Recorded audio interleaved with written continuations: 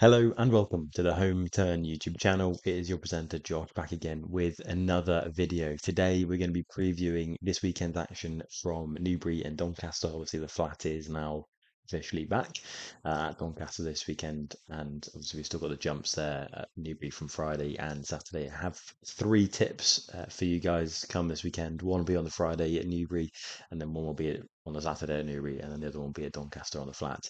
So we're going to jump into that just straight away. We're going to hang around with a fairly quick video for today.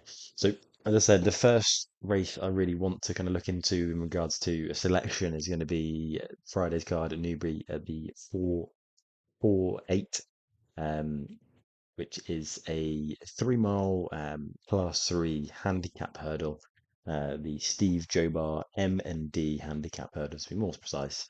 Currently, the market leader for that is Destroy the Evidence at 4-1 at the moment for Kim Bailey and David Bass. Obviously, coming from his third place, I think his fourth tour, I believe, actually, in the River Don Novices Grade 2 at Doncaster in January. Obviously, before he was second to Cheyenne Bob of Nicky Henderson's in the January, or maybe December meeting of Cheltenham in that 3 mile Grade 2 as well. So he's obviously bringing in quite a lot of decent form for a novice, but he is running off a mark of 130 today. So I think he's going to be carrying 11 stone 13, which is basically top weight. I think he's slightly susceptible for one. Maybe it's a little bit more unexposed in this. For me, the one I really fancy in this race is Mount Fuji Park, trained by John Joe O'Neill, ridden by his son John Joe Jr. Um, was 6-1, is now into fives. I still think he's a brilliant price, and I think he's going to go and take all the beating off a mark of 123. Um, I was disappointed last time out, unfortunately, when he ran in the Grade 2 at Haydock in February, but that was an absolute bog. It was the Albert Bartlett Prestige Novices Hurdle, specifically that day. It was an absolute bog. I think only half the field finished. Um, I can draw a line under that because, as I said, it was his first time stepping up to 3 miles under rules in Grady company as well, and it was torrentially there was torrential rain ahead of the day before, and the ground was just completely gone that day for him. Now, obviously, he'd won. I know he'd won on heavy ground at Leicester previously, where he beat in the Venetia Williams trained Alcedo, who's previously won as well, beat Navajo Indy, who'd won the had a very good form line in that Newbury bumper on Saturday from last season. So that was a very good run at Newbury on heavy, but at Leicester on heavy, sorry. But I don't think he really loves the ground. He made hard work of it that day and he stayed on further than Acedo did. I think he will want 3 miles because he's come from a point background, but he won on good ground that day. And his point where he actually beat Lord of Thunder, who's a really interesting prospect for the sorry, Hazard teams. And I think they think he's a graded animal. I think the same of Mount Fuji Park. I really do. He's a very expensive buyout for the point-to-point scene. I think he went off at 290,000 in the Cheltenham February sale, 2030, 2023. I think he's going to be worth the money in the long term. I can see him being a graded contender over fences in the future. He's really got going to scope for it. Um, he started off his career at Fosslas at the start of the season in October, where he ended up beating the initially really hyped up, wrapped up in May for Paul Nicholls and Johnny Delahaye. He came off obviously a very solid bumper campaign, whereas that was completely on debut, and he was very green all the way through and just completely stayed on over 2 mile 6. That was on good soft ground. I think he prefer that. Obviously, comes from a good 3 mile point background, but obviously that was on good ground as well. I don't think the heavy ground is something he really relished. I just think it's something he kind of more so dealt with to win at Leicester as opposed to really needed. I think he's going to be better on the on a better surface and it is good soft ground tomorrow at Newbury. I think he's going to relish that massively. I just see him being really massive unexposed. He's only off Markford's at 123. I can see him being a 140 source. I really do. I really like him. I think I can forgive him for his last time out effort. I think he's just going to have too much in hand in handicap company against these guys. I think he's going to relish the 3 mile trip. I think he's going to really relish the better ground. I just think he's going to have so much more in hand. He's massively unexposed. I just think he's going to go and win this pretty comfortably. I'd say head and chest stuff. I really can see that for him out at Fuji Park in the 4-8 at Newbury on Friday. He'd be my nap of the weekend, 100%. So we're going to move on to Saturday's action then, obviously across the cards, looking at Newbury first and foremost. There are actually quite a few interesting races at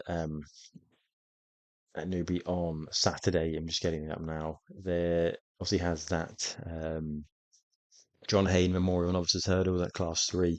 That's a Cannock Park, Goodwin, Lario, I'm Ravenous, Next Left, all in there. It's quite an interesting field. Obviously, um, Cannock Park's coming off placing in the Kelso run in a grade two up there. Um, but I do actually quite like Goodwin, especially with Freddie Gordon claiming five off his back. He could be quite interesting, but it's not really, it wouldn't be a bet for me. I'd say on the Saturday at Newbury, the one I'm really interested in, there's no market out for it yet, but it would be Calgary Tiger um, in the 425. I'm just getting it up now, sorry. So Calgary Tiger trained by William D. Best Turner, ridden by James Best. Um, is massively unexposed at fences. He's a 9-year-old, but has only ran four times over fences and won twice, and he's a course and distance winner as well. So he clearly has his way around Newbury, and I could and does also go well off a break because he's coming off a fairly lengthy break, having only run the start of December in 2023. So he's coming off a over 100-day break, 112-day break for this. Um, he'd come off and won in February this time last year. Well, almost this time last year in February time at Wincanton off a just a 2-year break, and then that they actually ended up beating the Kizard Train Triple Trade, who's obviously now gone on to be 137 rated chaser. This guy's only rated 112. Um, then obviously went and won at Newbury over course and distance. That day beat Stephanie's Coolway, who is I think another 130 race chaser, or maybe in 120s. But I think he's just got a lot of room to improve on that mark. His very lightweight today, 10 stone 12. I'm not sure necessarily what the mark is going to shape up as. I could see him being maybe towards the head, but not necessarily at a very, very short price. Um, I just think on better ground at Newbury, he's going to really, really um, relish that. I know he probably underperformed last time as well, being pulled up, but that was a much higher company than it is today. I think stepping back down in grade for him is going to work out the absolute trick. I just see him being too good of 112 over course and distance with his ground in favour to go really, really well. He's got nice, strong form in the book, especially off a break as well. You know he can do the job, so I think he's going to go really, really close. And then just finally for me, the other one I'm going to focus on is obviously at Doncaster with the flat being back there. It's going to be 3 p.m. at Doncaster, which is the William Hill Cambridge Trophy Stakes listed race over 6 furlongs. Heavy ground at the moment. I'm hoping that's going to slightly improve, dry out. There's meant to be dry weather all the way up until race day at Doncaster. There's not meant to be any rain tomorrow or on Saturday, so I can see the ground maybe heading toward the softer side, which is supposed to heavy, which is ideal for our selection. For me in this, I think Marshman he's at out 7 to 2 now is a great price and a really good bet. Obviously, trained by Carl Burke, ridden by Clifford Lee, was a really really exciting 2-year-old prospect to come in and won twice. I think he won at Ayr and then Thirsk, I believe. Um, yeah, and then went on to place was second to Noble Style in the Grade Two Gym Crack at York, before slightly disappointing in that Grade One at Newmarket in the Middle Park. But I mean, that's lots of Blackbeard in the Antarctica that day. It's quite esteemed company. Came out start of his 3-year-old campaign last year, winning on soft ground at Chantilly in a Grade Three, over 5.5 furlongs. I think his trip is sick. He was campaigned as a 6-year-old. He was campaigned as a 6 furlong horse as a 2-year-old, and I think they tried to fiddle with him a little bit, step him down to 5, and it really didn't go well. I think Carl Burke said they kind of lost him for a little bit over 5, but they believe he is a six furlong horse. I do too. I think all of his form suggests that. I think the run at Chantilly on soft ground as well would suggest that he goes well on soft ground. I would want it to dry. I wouldn't want it to be necessarily heavy for him. I think soft ground would be perfect. Over 6 furlongs, he's going to relish that, especially off a break, because he's won 2 times out of 2 off a basically extended break. Obviously, one on debut, and then that run in Chantilly in April was his first run since September 2022. So I think he goes really, he goes well off a break. I think he probably would deal with the soft ground, and I think for me he's a 6 furlong horse. Definitely, I think he's going to land maybe one or two big pots this year. I think he could be a bit more of a graded contender instead of grade two. Sorry, I'm talking group contender, so more like group twos or three, pushing to group one company actually this year as a 4-year-old. Whereas the others in this, I think, are a little bit hand, high-end handicappers. Obviously, that's a Barada, Orazio. I think for me, Marshman's going to set up on the pace, and he's just going to be a little bit too classy for them. I think he's just going to get the job. I think he is one of the highest rated. He is joint highest rated horse in this race. And I just see him going really well, especially on the third time tongue strap. I can see him um, really cruising into it. And for me at 72, he's just too good a price to let up. So they're my three selections for this weekend's action. I know I haven't gone massively into detail in regards to the racing itself.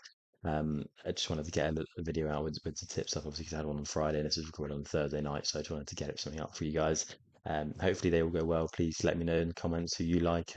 If you do have any interesting thoughts on the weekend, let me know. And please, if you enjoy the channel, like and subscribe to the video because we will be coming out with more stuff looking towards the flat season and also obviously the jumps still, the spring festivals in Aintree and Punchestown and the like. So yeah, as I said, please like and subscribe to the channel and I'll catch you guys in a bit. Thank you. Bye.